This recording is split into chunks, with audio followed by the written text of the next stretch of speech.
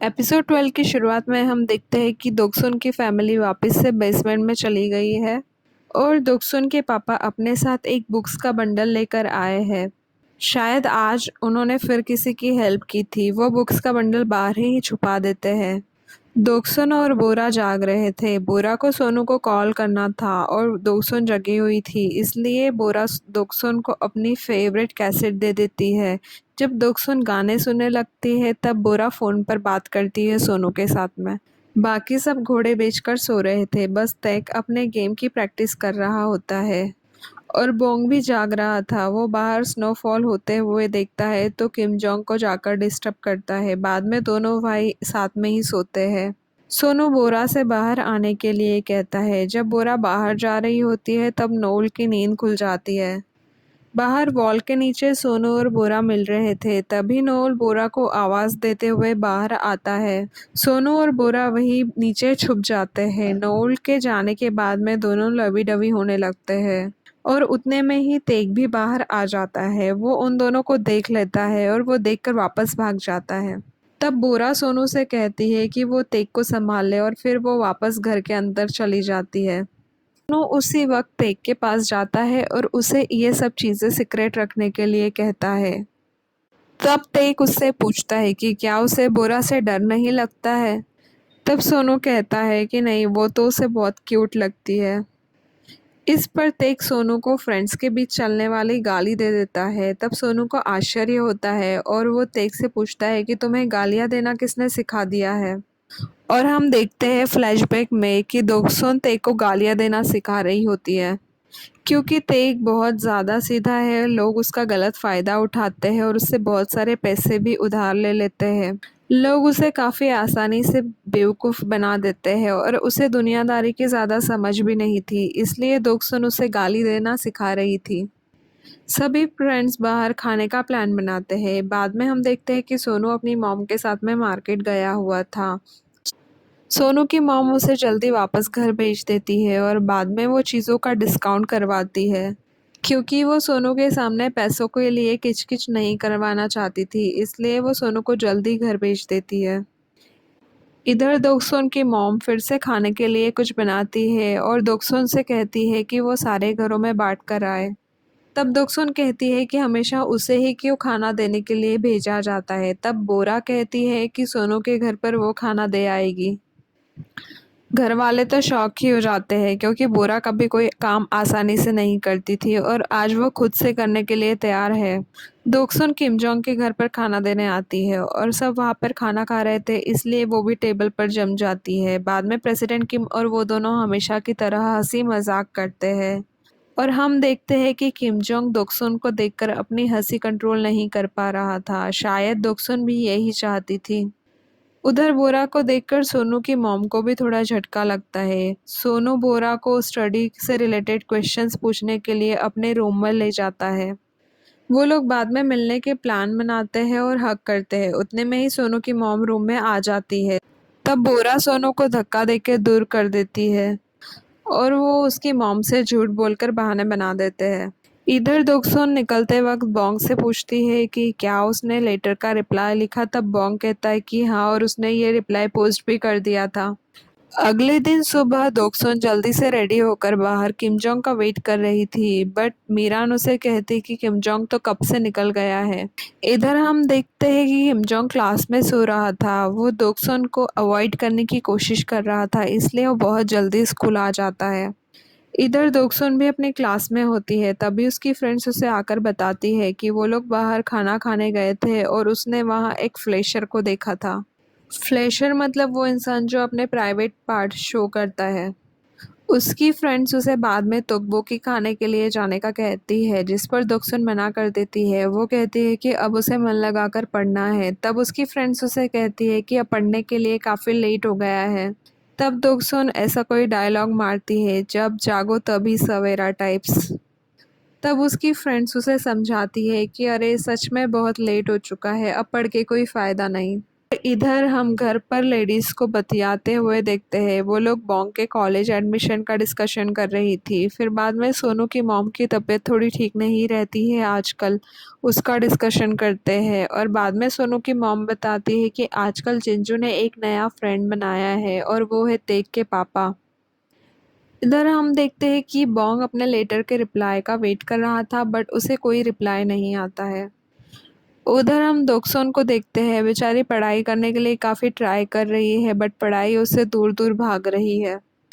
हम बॉयज़ को भी पढ़ाई करते हुए देखते हैं, बट हाँ, दोरंग अभी भी सो रहा होता है। उधर तेग भी अपने मैच की प्रैक्टिस में लगा हुआ होता है और बोरा भी काफ़ी मन लगाकर पढ़ाई कर रही होती है। शाम को जब सोनू बोरा से मिलने के लिए जाता है, तब बोरा उसे बताती है कि वो आजकल अकाउंटिंग की प्रैक्टिस कर रही है। तब सोनू से पूछता है कि क्या वो टीचर्स एग्ज़ाम की प्रिपरेशन नहीं कर रही है। तब बोरा बताती है कि उसे पुलिस ने ब्लैकलिस्ट कर दिया है, इसलिए वो एग्ज़ाम नहीं दे सकती है और इसलिए उसे बहुत ज़्यादा पढ़ाई करनी है, तो अब वो वीकेंड्स पर नहीं मिल सकते हैं।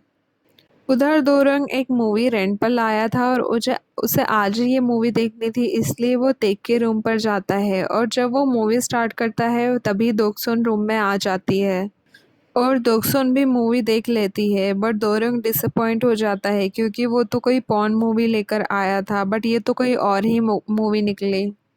उधर हम देखते हैं कि सोनू और बोरा वापस घर आ रहे थे। तब सोनू नोटिस करता है कि बोरा ने स्कर्ट पहना है और वो काफ़ी खुश होता है।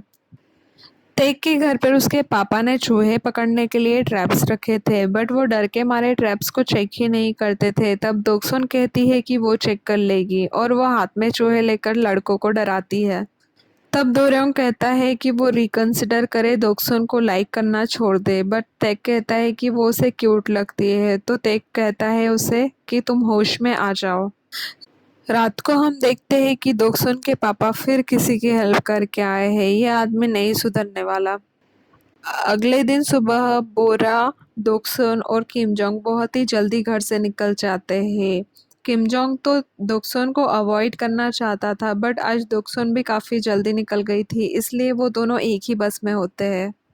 आज तक का मैच था, वो कंटिन्यू 10 घंटे तक मैच खेलता है, इसलिए वो काफ़ी थक जाता है और बाद में हम न्यूज़ में देखते हैं कि तेक आज का ये मैच हार गया था। दोक्सुन और तेक सेम टाइम पर घर आते हैं।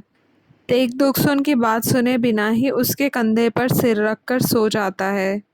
अगले दिन सब फ्रेंड्स खाना खाने के लिए जाने वाले थे। स्कूल में हम देखते हैं कि सोनू अपनी मॉम और तेग के पापा के बारे में सोच रहा होता है। वो दोनों काफ़ी क्लोज आ गए थे और उनकी ये क्लोजनेस सोनू को पसंद नहीं थी।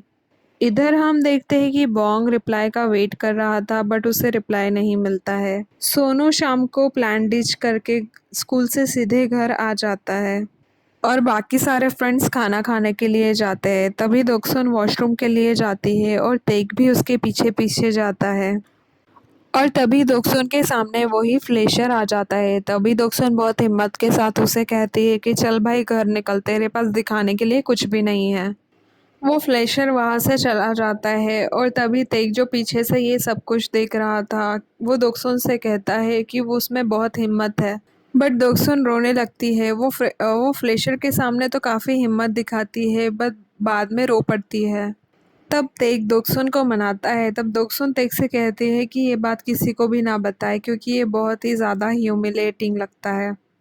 उधर घर पर हम देखते हैं कि सोनू अपनी मॉम और तेग के पापा की बातें छुपकर सुन रहा था। वो सोनू की मॉम कहती है कि उन्हें थोड़े पैसे कमाने हैं ताकि वो सोनू को अच्छे शूज़ दिला सके और उसे कॉलेज भेज सके। सोनू अपनी मॉम को इतनी ठंड में बाथ हाउस जाते हुए देखता है।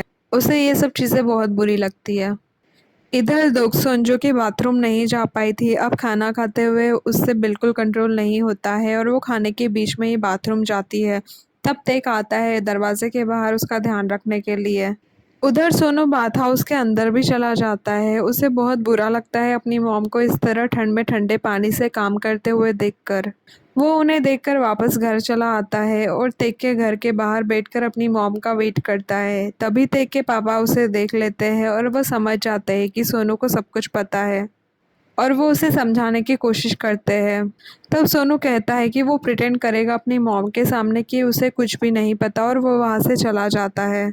और ये सारी चीज़ें जाकर वो बोरा के साथ में शेयर करता है। वो कहता है कि उसे कुछ नहीं चाहिए, फिर भी उसकी मॉम ये सब कुछ क्यों कर रही है। तब बोरा उसे कहती है कि ये सब चीज़ों के बारे में सोचना बंद करे और घर जाकर अपनी मॉम के हाथ पैर दबाए। वो कहती है कि तुम्हारी मॉम तुम्हें अच्छे स्नीकर्स नहीं दिला सकती, ये उनका दर्द है, लेकिन तुम सिर्फ अपने बारे में ही सोच रहे हो और सेल्फिश बन रहे हो।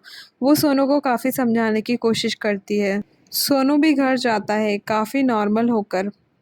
अगले दिन सुबह हम देखते हैं कि किम जोंग तेक के घर पर कुछ देने के लिए गया है, तो वो देखता है कि तेक बैठे बैठे ही सो गया था। तब वो उसके लिए बेड लगाकर उसे अच्छे से सुलाता है। वो दोक्सुन के लिए अपना प्यार साइड में रख देता है क्योंकि तेक उसका बेस्ट फ्रेंड था। बॉन्ग फिर से लेटर बॉक्स चेक करता है और आज उसके रिप्लाई आया था, तो वो काफ़ी खुश हो जाता है। बट जब दोक्सुन से वो ये बात बताता है तब दोक्सुन उसे कहती है कि मानोरा का तो एक्सीडेंट हो गया था और वो तो अभी हॉस्पिटल में है, तो फिर ये लेटर कैसे लिख सकती है। तब बॉन्ग वो लेटर खोलता है और दिखता है कि ये मानोरा का लेटर नहीं है बट एक लकी लेटर है। जैसे हम लोग मोबाइल में 7 लोगों को मैसेज फॉरवर्ड करते थे गुड लक के लिए, उस टाइप का लेटर होता है। और अब बॉन्ग को भी ऐसे ही 7 लेटर 7 लोगों को भेजने होंगे और इसी के साथ ये एपिसोड यही एंड हो जाता है। Thank you for watching. If you liked what you saw, make sure to subscribe for more content.